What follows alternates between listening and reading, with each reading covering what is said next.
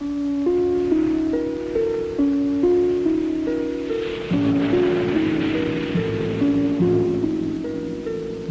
Earth is nearly 3/4 ocean.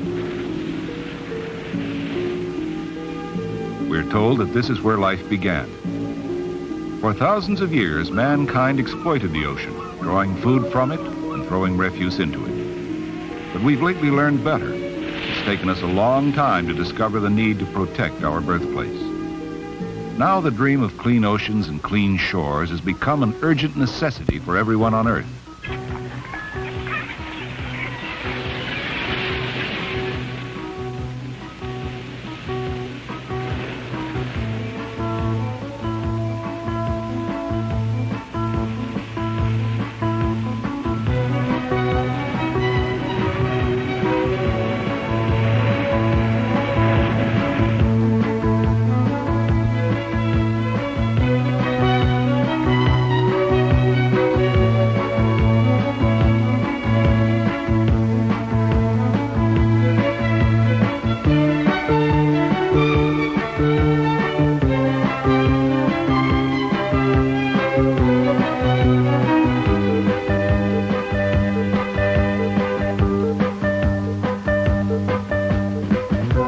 The aesthetic and recreational aspects of the ocean are important in the lives of millions of people. It's a vital source of food for millions more all over the world. And if you've ever spent a day at the shore, stop for a moment and try to remember, how did you get there?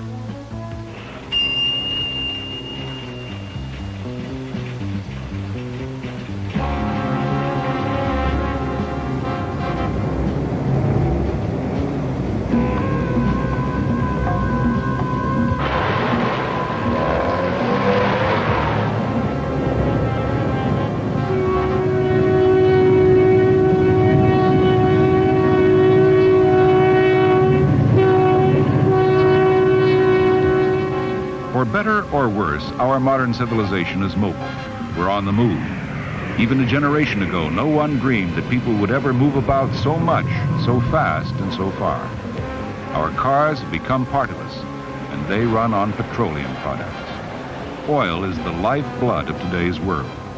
We need more and more oil, and we want it at a reasonable price. But we have an obligation to preserve and protect our ocean environment. Are these needs incompatible? Do we have to sacrifice one to have the other? Supertankers like this have been developed in order to move crude oil from the wells to the refineries in the fastest and cheapest way possible. The average modern supertanker can carry 5 times as much cargo as the average oil carrier of 20 years ago. And one of these huge vessels costs far less to build than these 5 smaller ships. The less expensive it is to handle oil, the lower the prices at the gas station. Today's average supertanker is about 200,000 tons. It's so gigantic that most of us can't even imagine it. Picture a football field. Now picture 3 football fields laid end to end. The 200,000-ton tanker is considerably longer yet. And far bigger ships are in operation right now.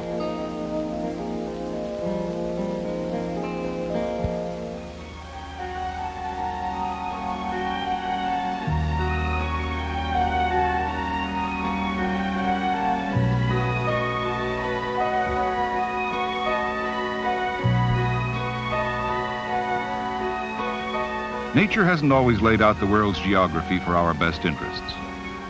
Loading ports near oil-producing areas are often inadequate or even non-existent. The same may be true of unloading ports near refineries and industrial areas. The big problem is always the depth of the water nearby.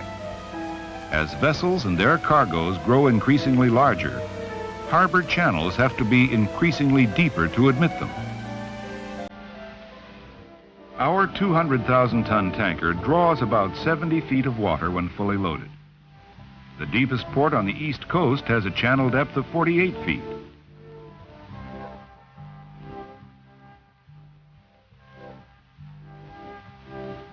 Gulf Coast, 45 feet. And on the West Coast, 62 feet. The appalling fact is that there is no port in the entire United States deep enough for our average-size supertanker to unload. And there are in service right now about 100 supertankers of 300,000 tons and over. That's 4 football fields and more. They're the cheapest means of transporting crude oil. But what do we do with them? How do we unload them? Harbor channels can be dredged still deeper and docking facilities enlarged. But this is expensive work and it takes a lot of time. Also, dredging is a continuing operation in order to maintain the channel. Artificial offshore islands have been proposed so that supertankers could load and unload in deep water. But the enormous amounts of time and money for construction are plainly prohibitive. We could anchor our supertankers at sea and shuttle their cargoes to the docks in smaller vessels. However, unloading a supertanker this way cancels out the main reasons for its existence: speed and economy. The weather can cause delays, and shuttle ships may not be available when they're needed. It could take 2 weeks and more to unload a big ship by shuttle, and the leasing and operating costs of the smaller ships might add $1.5 million to the cost of the oil cargo. There are also very important environmental disadvantages in each of these proposals. When we enlarge our harbor facilities, traffic there increases, and that means an increase in congestion and in the possible danger of collision. Dredging involves far-reaching changes in the ocean floor. The entire underwater ecosystem is disrupted. A man-made island is an artificial, industrial thing, and it won't please everyone's aesthetic senses. Use of the shuttle system means a great number of couplings and uncouplings of pipelines, and these are the times when the danger of spill is greatest. Does all this mean, then, that the supertanker is a modern-day dinosaur? A freak whose preposterous size makes it unmanageable and useless? The answer is no, and this is why. A floating terminal like this, a single-point mooring system or monobuoy, is the ideal offshore loading and unloading station for supertankers. The terminal is a large steel buoy securely anchored to the ocean floor. In an unloading operation, fluid cargoes such as oil are pumped from the ship through floating hoses to the buoy, and then through pipelines on the ocean floor to shore installations.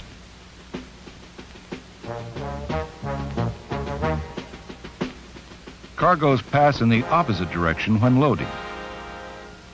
Cargoes can also be pumped from ship to shore and from shore to ship simultaneously through separate chambers and hoses. Instead of anchoring, the tanker moors directly to the buoy. The hose connections on the buoy can swivel so that the ship swings easily with changes in wind and current, and vessels of almost any size can be handled.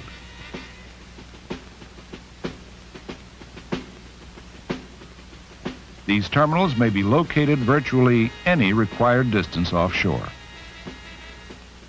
Monobuoys were first built and put into use in the late 50s. Now there are over 150 of them in operation around the world in all kinds of climates and ocean conditions. In wave simulating devices such as this, the buoy design has been perfected to withstand far greater stresses of weather and sea than it will ever have to meet in actual operation. Monobuoys are even located in areas where typhoons and hurricanes are common. But today, in all parts of the world, industrial engineers are concerned with more than just the usefulness of their products. They also recognize an obligation to protect our home, our planet, and from that standpoint, the preservation of a clean coastal environment. A single-point mooring system is the perfect solution to the problems of handling modern supertankers. They present very little disturbance to marine life, hardly more, in fact, than a navigational buoy does. When we deepen harbor channels, build new breakwaters and enlarge docks in order to bring in the super ships, It makes about as much sense as to remodel the family garage to accommodate a bus. The big ships just don't belong in port. We would be ravaging our coasts and harbors needlessly. The huge vessels and the business of loading and unloading oil should be kept offshore, far from congested harbors. The ships can be maneuvered more easily in open water. Even when the monobuoy is anchored only a few miles off the coastline, it can't be seen from the beach. The tanker moored to it is no more intrusive than any other ship on the horizon. The buoys are located well out of traffic lanes and are provided with a battery-powered foghorn and navigation lights. Also, out here in open water, there's far less probability that a spill can take place. If one did occur, there's less chance of danger to marine life, birds, and beaches. It's much easier to control a spill offshore than in a busy port, and efficient containment equipment is available. The monobuoys have an excellent safety record. Numerous buoys are located in Japan, close inshore, near busy fishing grounds. Also in the Mediterranean, off the southern coast of France, there's a major monobuoy terminal very close to the tourist paradise of the Riviera. The economic advantages of the monobuoy system are enormous, and every one of them relates directly to the consumer's pocketbook. Any expense in the shipping of oil is going to be paid for by the motorist at the gas station. The single-point mooring system requires a far lower capital investment than building new harbors, extensive dredging of present harbors, enlarging docks along the shore, and the construction of artificial offshore islands. Also, the maintenance costs of the buoys is far less than for any of these other facilities. In addition, there are several very special advantages that are unique to monobuoy terminals. The buoys can be located in areas where no other loading or unloading facility would be practicable. Therefore, new and even remote locations of raw materials can be opened up and new markets developed.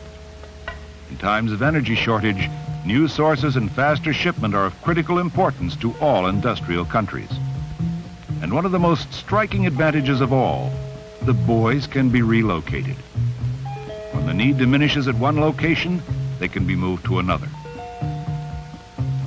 At a time when the quest for oil has become a matter of supreme importance, the supertanker and the single-point mooring system are the most significant modern developments in the world's race for petroleum products. It's the great environmental advantages of the single-point mooring system that should be stressed most of all. Its effect on the coast is completely favorable. With monobuoys, there's no reason to expand shoreline docking facilities, and important waterfront land isn't removed from residential and recreational use. The buoys themselves are invisible when they're only a couple of miles offshore.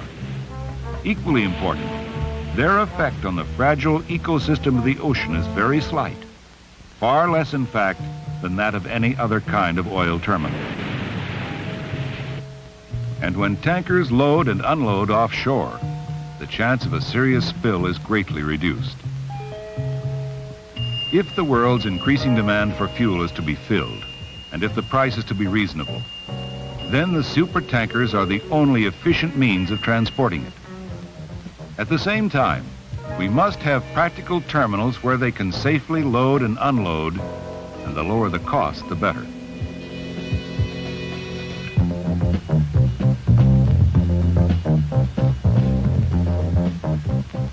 Dredging harbors and building either docks or artificial islands are fantastically expensive and time-consuming operations. Unloading by shuttle ships also greatly increases the cost of oil. The single-point mooring system is designed to be the ideal terminal for supertankers. It has a much lower initial cost than any other installation, and that means cheaper oil. The monobuoys are safe, practical, and efficient, and their engineers care about the present and the future of the ocean. Our dream of a clean environment for ourselves and our children can come true. Whenever technology moves ahead, in company with a sincere concern for man and nature, everyone benefits. All our dreams aren't built of sand.